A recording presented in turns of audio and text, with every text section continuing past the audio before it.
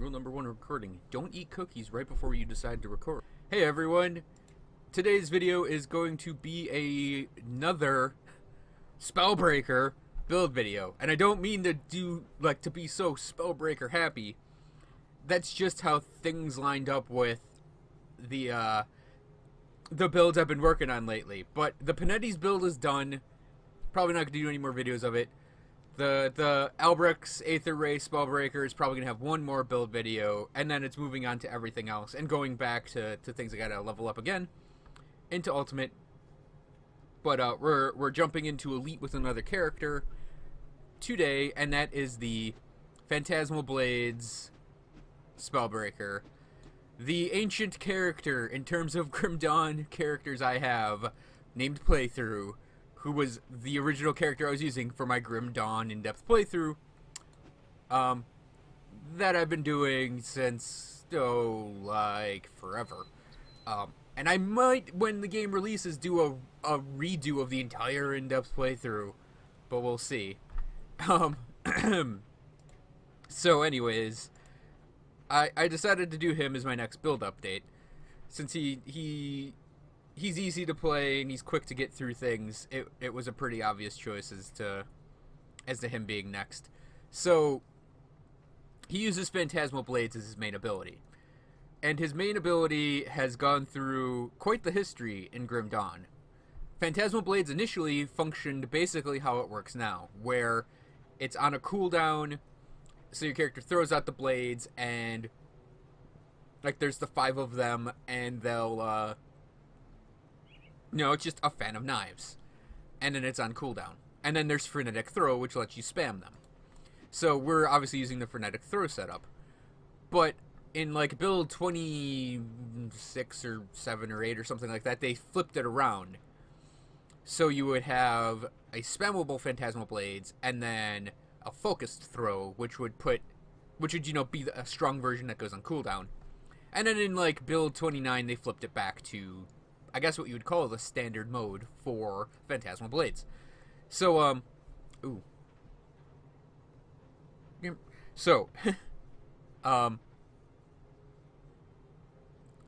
now the ability has also gotten kind of a nerf, I guess, even though I haven't seen any problems with it so far, in that it has a big total damage modifier reduction, and a weapon damage reduction, and it converts the piercing to vitality damage.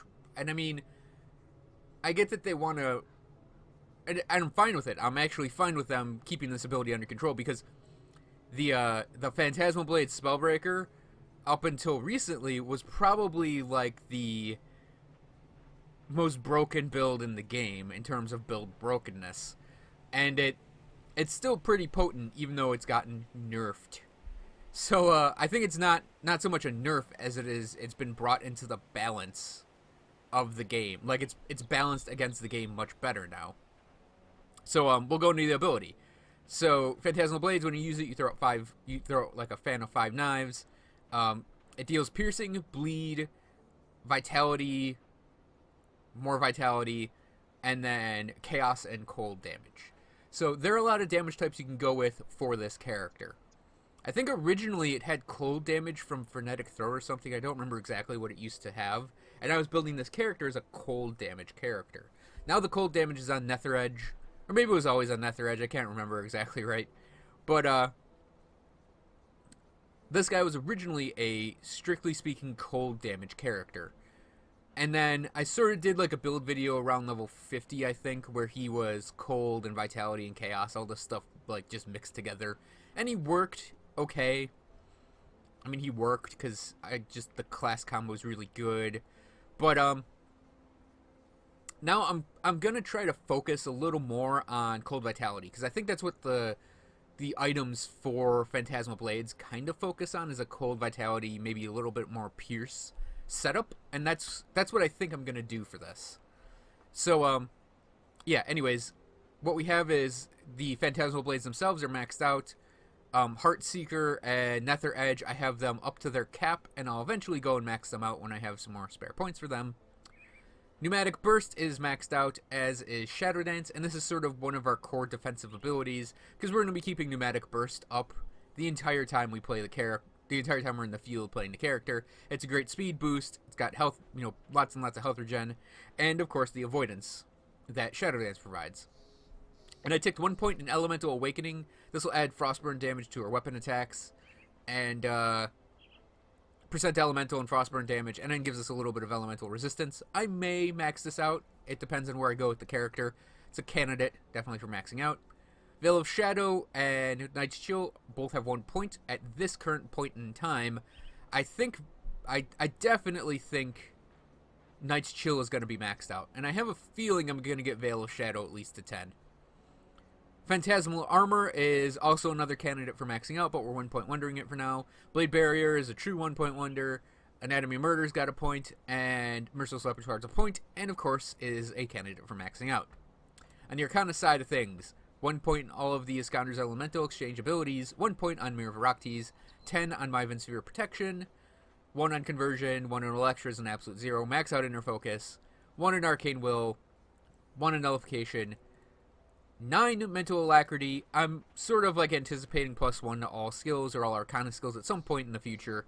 So 9 is like the last time you get both, I think. And the extra percent casting speed doesn't really draw my attention putting a point in it. So I started putting points in the Mastery because I want to get to Star Pact. So, Star Pact. Maxed out gives you about 12% skill cooldown reduction after your standard mix-up plus skills. And I think that 12% plus, like 15%, 17% on your offhand would give you about 39. Let's say a rough estimate of about 40%. 40% skill cooldown reduction from just Star Pact and an okay offhand. And then through Amulet, maybe a ring or something, and Helmet, I may be able to get to about 50% skill cooldown reduction, which would mean that we could potentially run this at about a 1.5 second recharge. And I'm thinking that might be the way to go in higher difficulties, to use sort of Phantasmal Blades in their cooldown mode, but they're a slower throw out of the blades, but they'll deal much, much more damage per blade, rather than sitting there and spamming them. We'll have to play with it later, once we get to that. It's sort of a theory crafting idea to use that in its cooldown mode rather than the frenetic mode. And I mean, it's just something I'm going to have to toy around with. So, into Devotion. Devotion, we're kind of doing a little bit of a weird thing here. I'm thinking this may or may not be something that lasts on the character, but we're going to use it for now. And that is using the Necromancer's Death Grips and the Raise the Dead Devotion skill attached to the Phantasmal Blades in order to get a set of undead pets to fight for us with us using the blades. Completely weird, out there, and absolutely out of character for this type of build. But I kind of want to do that with a lot of these character builds, is find something that's wonky or weird and just throw it in there to see how it works. And it's pretty fun to have a bunch of ghosts and skeletons fighting next to the character that's throwing out blades from far away. So this may or may not last, but we're sure as hell going to have fun with it for now. It's pretty simple. You just pick up Crossroads, and then I picked up the Viper and the Vulture and then the Revenant. And, yeah, and then I went over and just picked up a bunch of Lost stuff and went and quickly tipped the scales. And I'm thinking I'm going to finish off the scales of Okama. I mean, I picked up the Crane and the Lion, and then maybe pick up some other stuff up here. I kind of want to get that energy regen, because the ability actually costs a lot to throw out a lot of them. I mean, it's not horrible, but it's like 200 something, right? Yeah, 226. My regen is like, what, 50? It's not fantastic. So, yeah, I'd kind of want that energy regen on there. But, I mean, there are a lot of places I could probably go with this character. I could probably go into, like, maybe the Unknown Soldier to get Living Shadow. Maybe I could even go down and get Elemental Seekers, or try to get Whirlpool, I guess, because like the ascendant area is actually really good for a character like this. I think the harpy would be great for this character, maybe even the owl. So yeah, there are a lot of things I could potentially do with this character with his devotion setup, beyond just trying to do this weird, like, let's throw a couple pets in there type of thing with the bracers and the raise the dead ability. So yeah, that's like just a theory for him, and he's got an additional pseudo pet, I guess you would call it, in the form of the summon nemesis. His other gearing is very old. He's had a lot of this gear since, geez, when did I do the last Phantasmal Blades video? Like, what, October 2015. So he's got a Spirit Crusher for his weapon. I've actually gotten a lot of vitality damage gear, like an inordinate amount of it, but it's all for a Conjurer or a Witch Hunter setup. Mostly Conjurers. And it's just, I mean, I'll get into something, I'll talk about that in a second, but yeah, all of the vitality damage gear I've gotten so far is not for this character, really. So we're going to keep pretty much be sticking to like cold vitality combos of things. So yeah, his chest piece, Rhymefrost Gilded Vestment of the Harbinger, gives him cold vitality chaos, which is perfect for the blades. Shade leather leggings are great for the cold pierce aspect. Death's Advance for the vitality damage and the bonus to pets. Death's Visage, same reason, vitality cold, and then bonus to pets. And depending on if I get a good cooldown reduction helmet or not that's within the damage types, I mean, I'm probably just going to go for the level 70 elite versions of the Death's Visage and Death's Advance. Mantle of Weeping Eye, pretty standard Spellbreaker shoulders.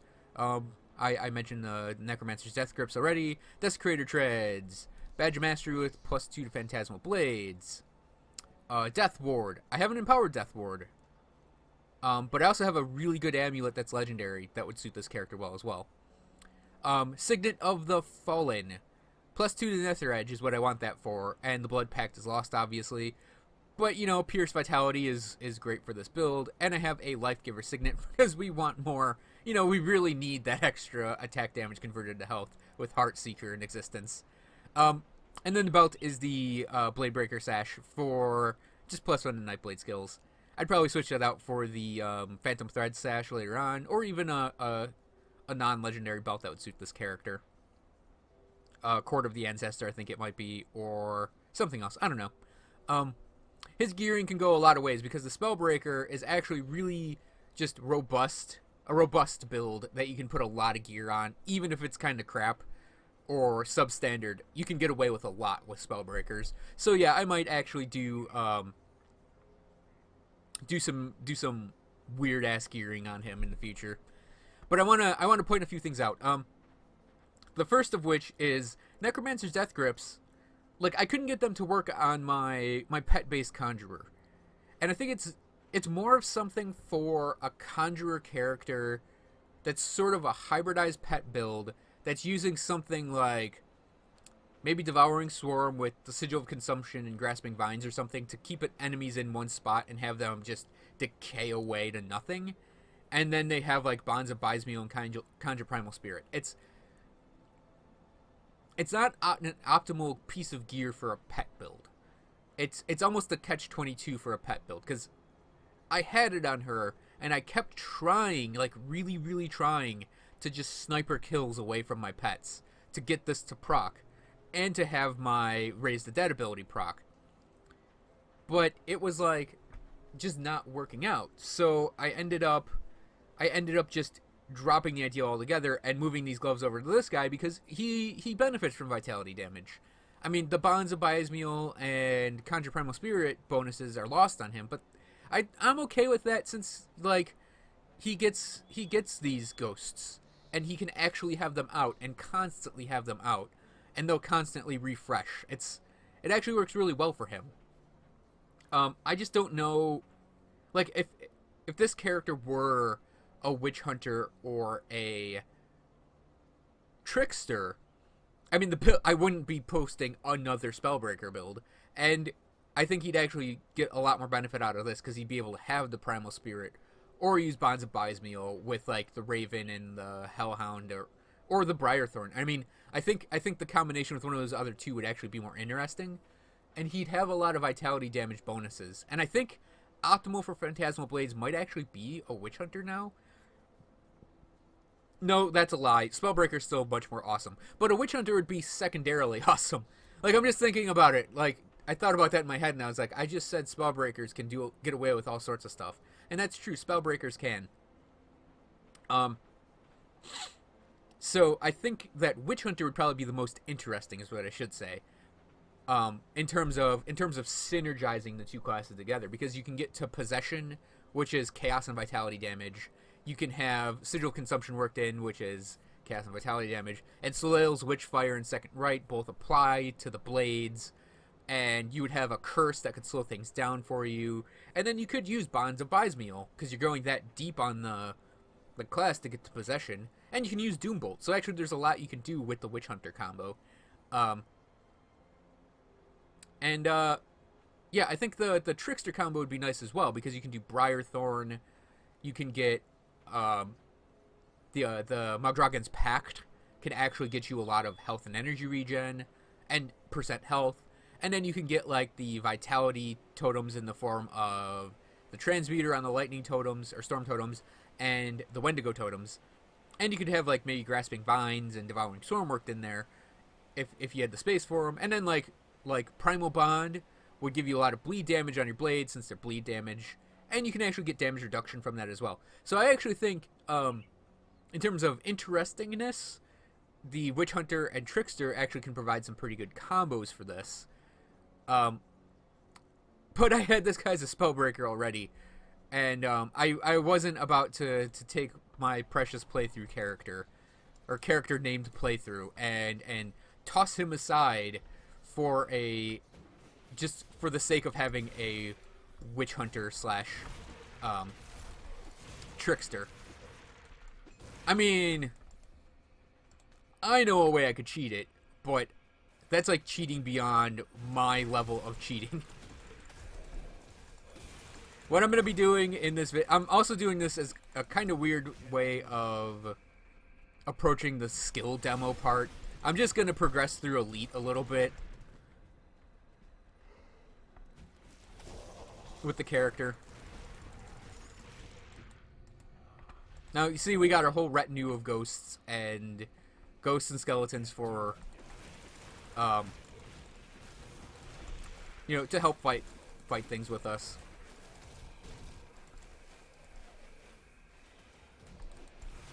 So the advantage of the spirits is really that they have a lot of health. Like, the spirits have like 20,000 health, and that's with very little to no investment in pet abilities. Oh, there's one thing I wanted to point out.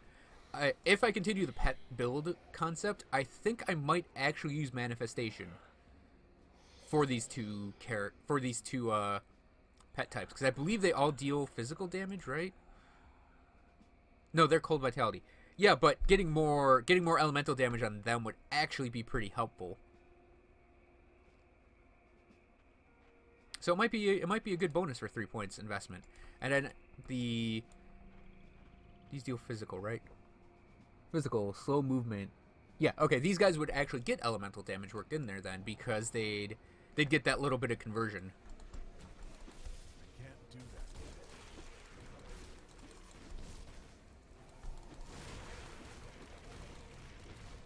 Yeah, I started playing Pillars of Eternity. I'm sure the videos are up.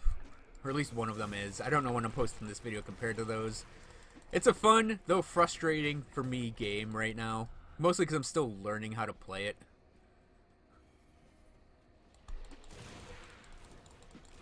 It puts to mind a little bit like Final Fantasy Tactics. Just a tiny, tiny bit. But also, it reminds me of Arcanum a little bit as well. I'm sure once I get a stronghold going in that game, it'll really make me think of Arcanum. And Arcanum, like, I've been planning to play that game, but I have to remember how to put the damn thing in windowed mode. I think it's gonna be like dash windowed at the shortcut, but yeah, because otherwise it might not actually be something I record soon. And you know, super old Sierra games are hugely popular.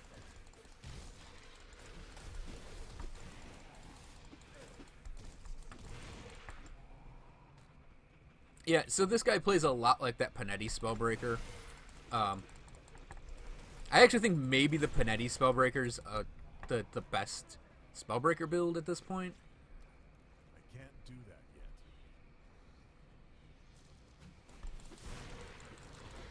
And this is another character where it's like a Clairvoyant set would be ridiculous on him, but I'm really gonna try to avoid that again. Like I'm doing with the Albrecht guy. It's like I don't want every single character I make to just be a clairvoyant using character. That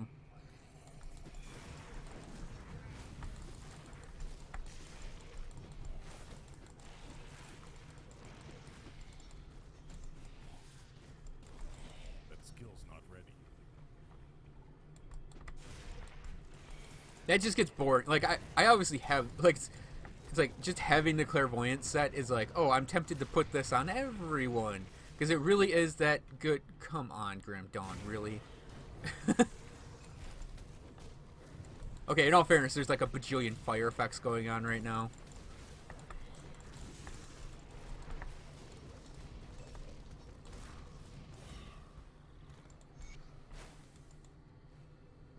Yeah, here's how old this character is. I think the last time I played him like a lot was when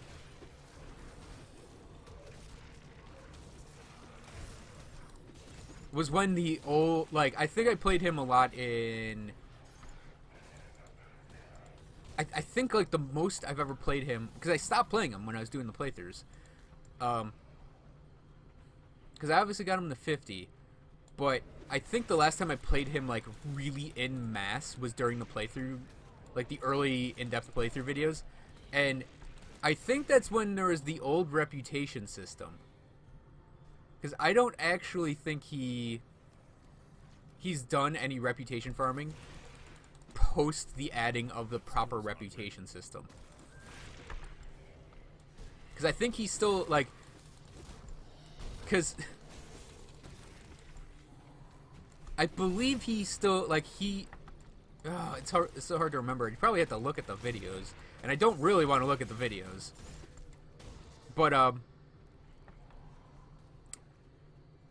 yeah, I think it was back when the reputation bars were in the character sheet.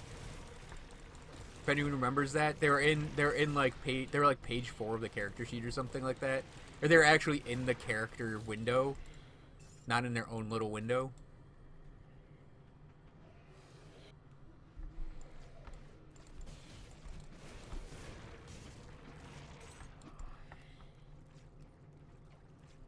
I can't do that yet.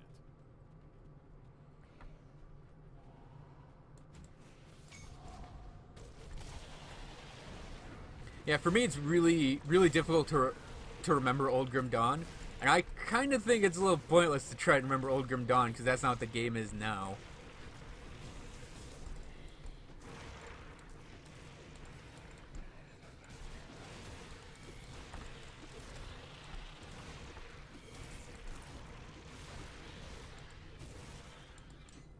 Easy peasy.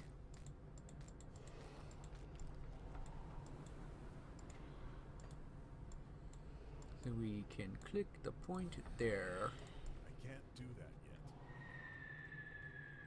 Yeah, like this character existed before like devotion was, I think, even known about.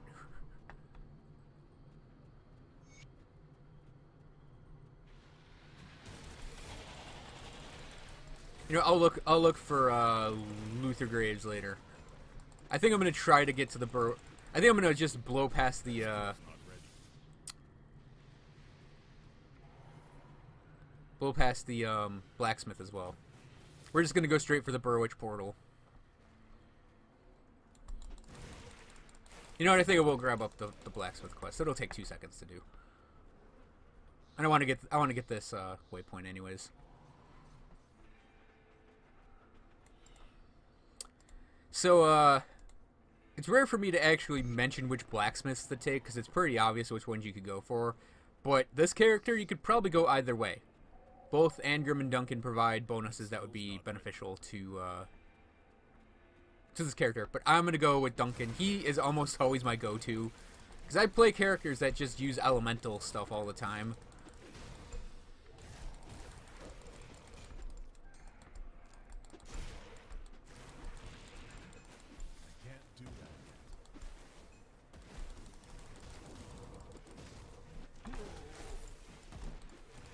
So it's usually just one of those, like, oh, I have to go for Duncan because he can provide that tiny bit of elemental damage or elemental resistance, and that's pretty handy.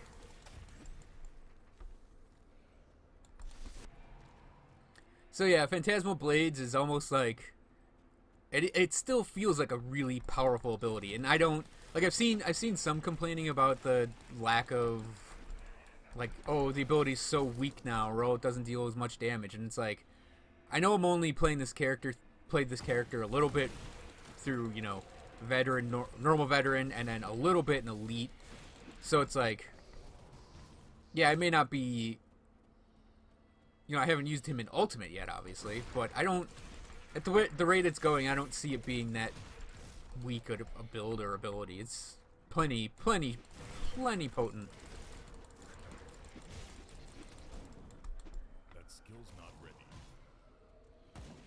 But yeah, this is what I mean.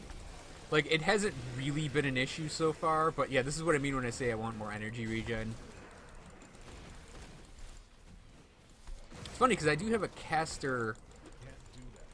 I do have a caster chest piece and a caster offhand, so it's like, it's a little weird to me that I only have like 50 energy regen.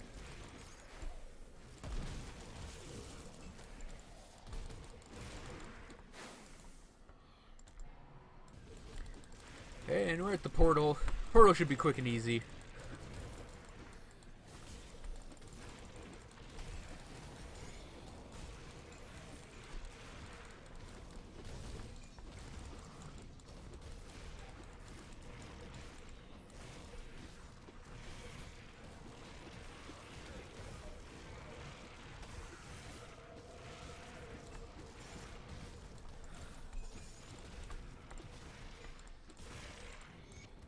Portal is quick and easy. Oh yeah, I forgot to mention. Spellwoven Threads and I think I have it on here.